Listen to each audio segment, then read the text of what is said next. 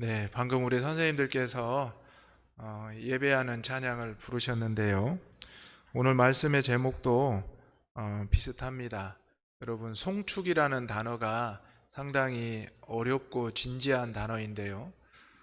성경에는 이 송축하라라는 표현이 자주 등장을 합니다.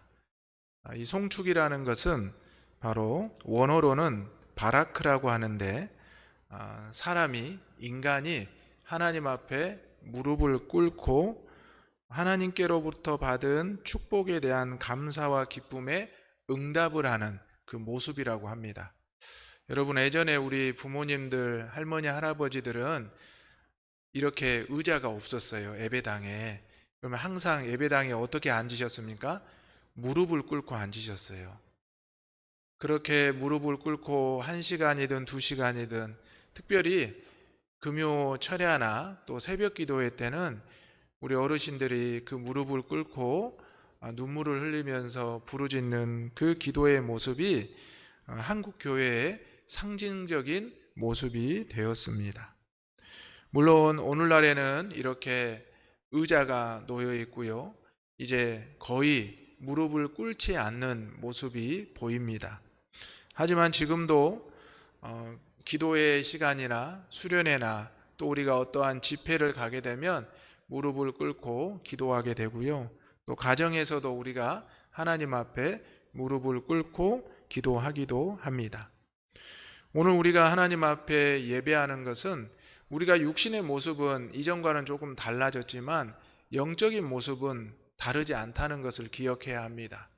이 시간에 여호와를 송축하는 저와 여러분이 하나님 앞에 영적으로 무릎을 꿇고 하나님이 우리에게 주신 그 축복을 감사와 영광으로 응답할 수 있는 이 예배가 되기를 주님의 이름으로 축복합니다. 아멘. 그래서 시편 100편에도 그에게 감사하며 그의 이름으로 송축할지어다 라고 고백을 하는 것입니다. 그럼 어떻게 여호와를 우리가 송축할 수 있을까요?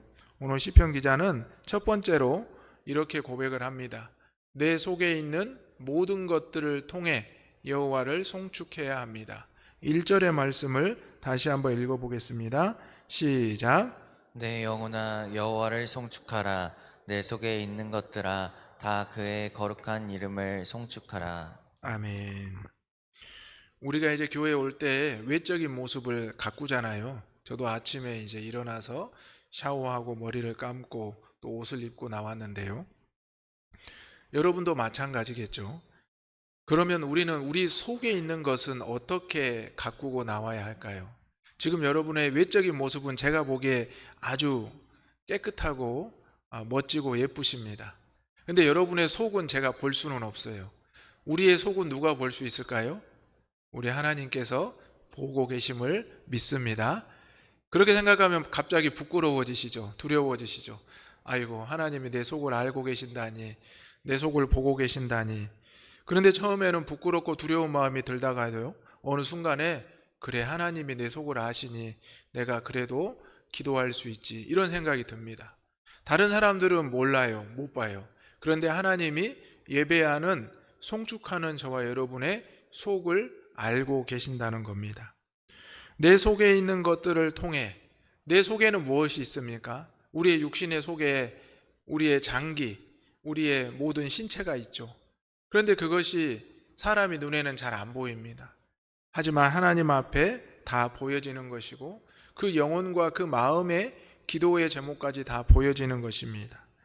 오늘 그래서 시편 기자는 내 속에 있는 모든 것들을 통해 여호와를 송축해야 된다라고 고백합니다. 여러분, 내 속에 있는 것들을 다 여호와께 송축하는데 우리 겉에 있는 것은 어떻게 될까요? 당연히 마음이 가는데, 속이 가는데 겉모습이 안 가겠습니까? 당연히 갈 수밖에 없는 것입니다. 그래서 우리가 지금 이 예배하는 저와 여러분이 겉으로만 외식하는 예배하는 것이 아니라 바로 신령과 진정으로 내 속에 있는 모든 것들을 통하여 여호와를 송축하고 여호와께 예배할 수 있기를 소망합니다. 아멘. 그렇다면 우리는 또 한 가지를 기억해야 되는데요. 2절에 보면 내 영혼아 여호와를 송축하며 그의 모든 은택을 잊지 말지어다. 내가 지금까지 살아온 것, 내가 또 지금까지 받은 그 기쁨과 은혜, 많은 응답을 잊어서는 안 된다는 겁니다. 여러분, 우리에게 베풀어 주신 은혜가 누구로부터 왔습니까? 하나님으로부터 왔음을 믿으시고 기억하시기 바랍니다. 우리 자녀들은 부모님으로부터 많은 은혜를 받았다고 이야기합니다. 또 제자들은 스승으로부터 은혜를 받았다고 이야기를 합니다. 우리 그리스도인들은 누구로부터 은혜를 받았습니까? 부모님과 스승 물론이지만 먼저 우리를 창조하시고 우리를 택하시고 우리를 이끌어 가시는 하나님께로부터 받은 그 은혜의 사랑을 잊지 말아야 한다는 것입니다. 오늘 하나님을 찬양하고 하나님을 예배하고 송축하는 이 시인은 여호와를 송축합시다. 여호와를 송축해야 합니다. 내 속에 있는 모든 것들을 통해서 그의 거룩한 이름을 송축해야 합니다 하면서 내가 지금까지 받은 그 은택을 잊지 말고 그것을 하나님 앞에 감사로 고백해야 된다고 말하는 것입니다. 오늘 우리가 하나님 앞에 송축하는 이 자리에 모여 있습니다. 그렇다면 이 두 가지를 꼭 기억하시기 바랍니다. 내 속에 있는 것들을 통해서 이미 내가 받은 은혜와 사랑을 통해서 여호와께 영광을 돌리며 감사로 송축할 수 있기를 소망합니다. 신앙생활은 그래서 우리가 기억을 해야 되는, 또 그것을 간증해야 되는 모습이 분명히 필요합니다. 내가 어떻게 주님을 만났고 내가 어떻게 주님의 은혜를 입었고 내가 지금 그 은혜 가운데 어떻게 살아가고 있는지를 기억해야 된다는 것입니다. 우리는 잊어버린다고 많이 표현하지만 우리는 하나님께서 우리를 택하신 것을 잊어버려서는 안 되고요, 꼭 기억하면서 살아야 합니다. 오늘 여호와를 송축하며 이 자리에 나온 저와 여러분, 여호와께서 우리에게 허락하신 그 은택을, 베풀어 주신 그 은택을 잊지 마시기를 소망합니다. 두 번째로 우리가 여호와를 송축하기 위해서는 오늘 말씀에 보면 만족하게 하시고 새롭게 하시는 여호와를 송축해야 합니다. 5절의 말씀을 다 같이 읽어보겠습니다. 시작.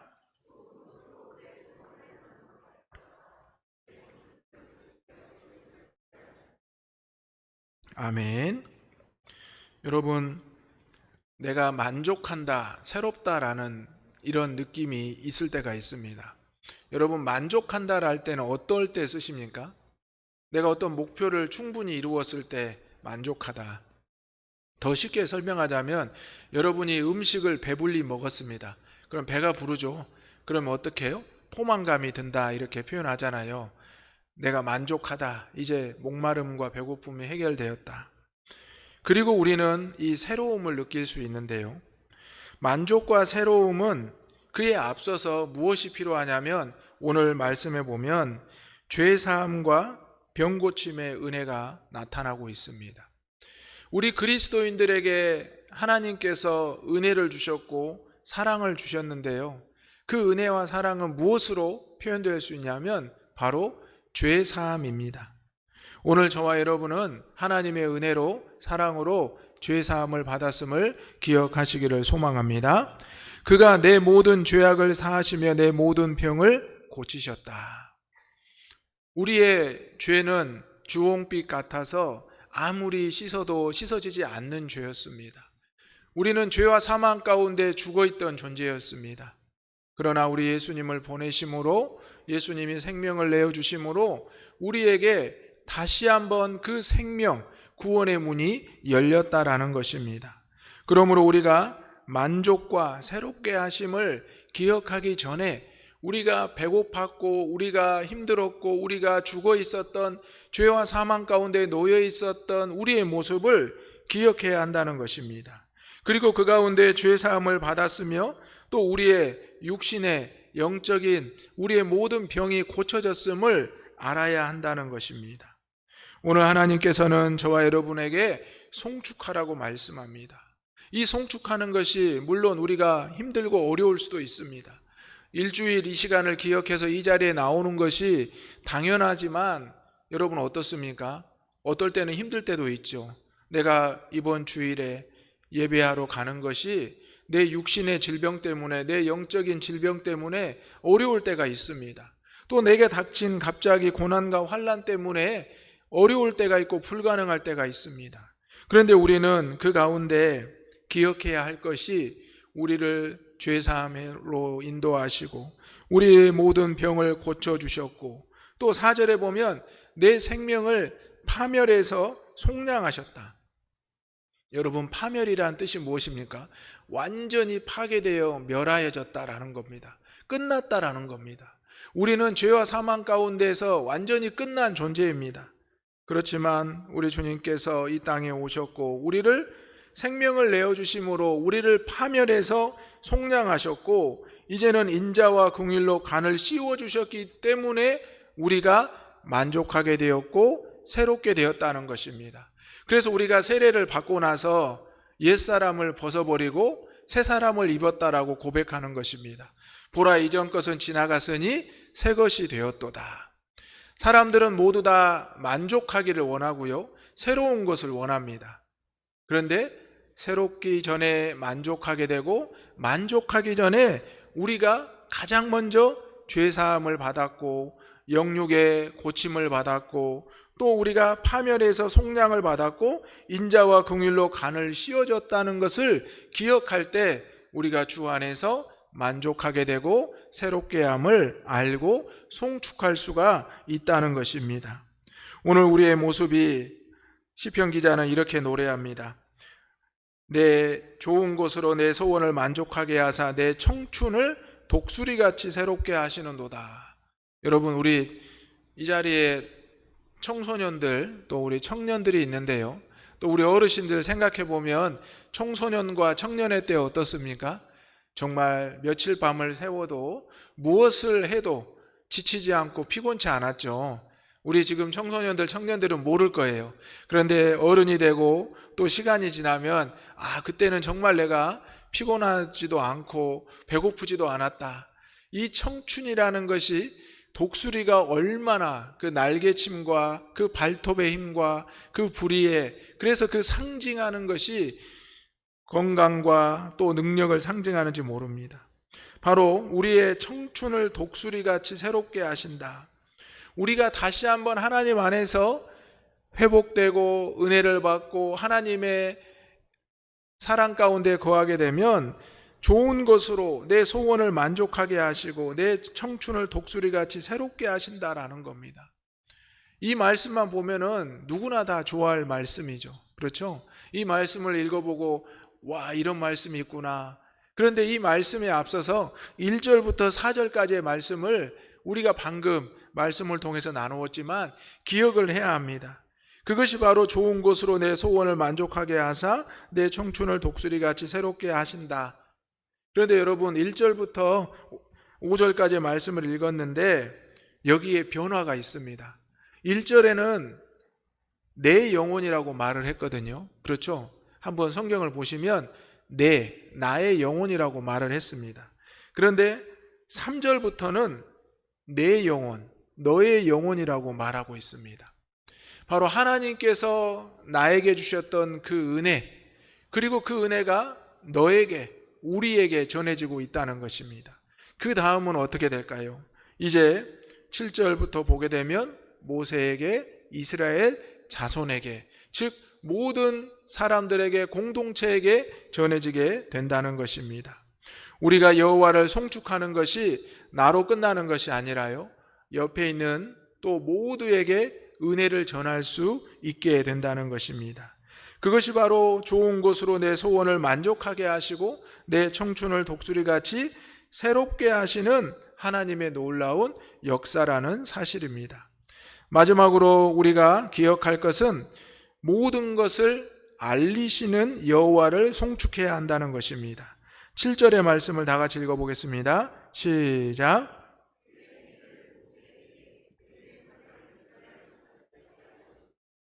아멘. 여러분이 가야 할 길을 알고 싶으시죠? 당장 내일부터 어떻게 해야 할지 하나님의 응답을 구하는 우리 성도들이 있으리라 생각이 됩니다.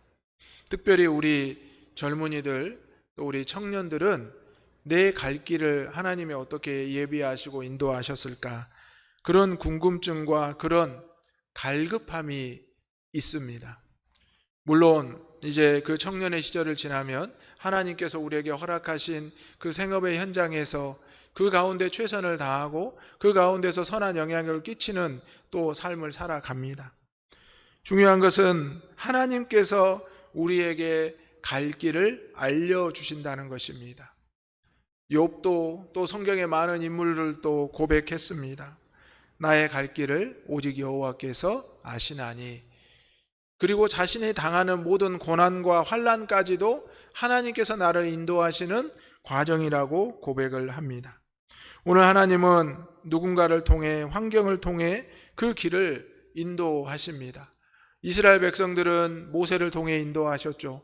또 하나님께서 이스라엘 백성들을 가나안으로 입성하게 하실 때 모든 환경을 변화시키면서 인도해 나가셨습니다. 오늘 저와 여러분도 마찬가지입니다. 오늘 우리가 여호와 앞에 이렇게 나와 있습니다. 그리고 함께 여호와를 송축합니다. 우리를 여기까지 인도하신 분 하나님이시고 또 우리를 여기까지 인도한 누군가가 있습니다. 그리고 우리의 환경이 있습니다. 이것은 앞으로도 하나님께서 우리에게 알려주시고 깨닫게 하신다는 것입니다. 하나님께서는 공의를 행하시고 억압당하는 모든 자를 위해 심판하신다.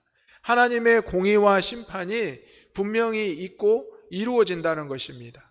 그래서 우리는 그것을 보고 하나님이 살아계시는구나, 하나님은 역사하시는구나, 하나님은 신실하시구나 라고 고백을 하는 것입니다. 모든 것을 알려주시고 보여주시고 들려주시는 여호와를 송축해야 한다는 것입니다. 이스라엘 백성들이 출애굽하여 가나안 땅으로 들어간다는 것은 예전에 구전처럼 알고 있었습니다. 예전에 조상들로부터 들려온 이야기였습니다. 그런데 그들에게는 바로와 애굽의 군대가 있어서 노예 생활에서 벗어날 기미가 안 보였습니다. 무려 430년 동안 노예 생활을 하면서 그들은 이제 그것을 전설로 여기며 포기했을 것입니다. 하지만 하나님께서는 그들에게 계속해서 약속을 알리셨고 마침내 모세를 통하여 그들에게 다시 알리시고 보이시고 선포하셨습니다. 그리고 하나님께서는 애굽을 공의와 정의로 심판하시고 이스라엘 백성들을 마침내 출애굽하셨습니다. 그리고 가나안으로 인도하셨습니다. 오늘 우리의 삶에도 하나님께서는 공의와 정의로 우리의 모든 것을 알려주실 것입니다. 그리고 우리는 여호와를 송축해야 할 것입니다. 이 예배를 통하여 하나님은 나에게 어떤 것을 보여주시고 어떻게 알려주시는가를 우리는 그것을 깨닫고 알고 그것을 하나님 앞에 영광을 돌려야 한다는 것입니다. 그것이 바로 여호와를 송축하는 우리의 모습입니다. 처음에 송축하는 것이 뭐라고 말씀드렸습니까? 하나님으로부터 받은 축복, 그 은혜를 인간이 무릎을 꿇고 감사와 응답을 하는 영광을 돌리는 모습이라고 했습니다. 하나님께서 나에게 모든 것을 알려주셨고 모든 것을 보여주시는데 우리가 어찌 하나님 앞에 송축하지 않을 수 있습니까? 어찌 예배하지 않을 수 있습니까? 내 속에 있는 모든 것을 하나님 앞에 드림으로 또 보여짐으로 우리는 예배할 수밖에 없는 것입니다. 하나님께서 우리를 죄사함으로 또 고치심으로 우리를 속량으로 인자와 긍휼로 관을 씌워서 이제는 만족하게 하시고 새롭게 하셨다는 것을 이제는 우리가 알았으므로 보았으므로 우리는 하나님 앞에 나아갈 수밖에 없다는 것입니다. 사랑하는 대장의 가족 여러분, 이제 우리는 모든 것을 알고 듣고 나아가는 믿음의 사람 그리스도인으로 살아야 합니다. 세상에서 살지만 우리는 하나님이 나와 함께 하시고 하나님이 나를 붙잡아 주시고 이끌어 주신다는 것을 의심하지 말고 나아가야 된다는 것입니다. 오늘 8절의 말씀을 다 같이 읽어보겠습니다. 8절의 말씀 시작. 여호와는 긍휼이 많으시고 은혜로우시며 노하기를 더디하시고 인자하심이 풍부하시도다. 아멘. 여호와가 어떤 분이냐? 긍휼이 많으시고 은혜로우시며 노하기를 더디하시고 인자하심이 풍부하시다. 여호와를 송축하는 저와 여러분에게 하나님께서 베풀어 주시는 이 은혜가 넘치고 넘친다라는 것입니다. 오늘 우리에게 때로는 하나님께서 공의와 정의를 말씀하시고 심판하신다 하십니다. 그런데 하나님께서는 노하기를 더디하시는 분입니다. 아브라함이 소돔과 고모라 땅을 위해서 기도하지 않았습니까? 조금만 더. 하나님은 끝까지 그 기도를 들으시고 미루셨습니다. 사랑하는 대장의 가족 여러분, 오늘 하나님은 우리에게 긍휼과 은혜와 또 노하기를 더디하심과 인자하심을 풍부하게 내려주신다 말씀하십니다. 오늘 이 시간 우리가 여호와께 예배하는 이 시간, 하나님이 나에게 주신 그 엄청난 은혜를 기억하면서 하나님을 송축하고 여호와께 참으로 신령과 진정으로 예배하는 이 시간, 오늘 하루가 되기를 주님의 이름으로 축원합니다. 아멘. 기도하겠습니다. 우리의 예배를 기뻐하시고 받으시기를 원하시는 아버지 하나님, 여호와를 송축하라, 그의 거룩한 이름을 송축하라는 시인의 고백을 기억하며 우리가 영적인 무릎을 꿇고 내 속에 있는 모든 것들을 통해 여호와를 송축하기를 원합니다. 우리를 만족하게 하시고 새롭게 하시는 여호와 하나님, 모든 것을 알려주시는 여호와 하나님, 우리의 삶이 하나님의 긍휼과 은혜로우심과 노하기를 더디하심과 인자하심이 풍부함을 의심하지 말고 믿고 나아가게 하여 주옵소서. 예수님의 이름으로 기도하옵나이다. 아멘.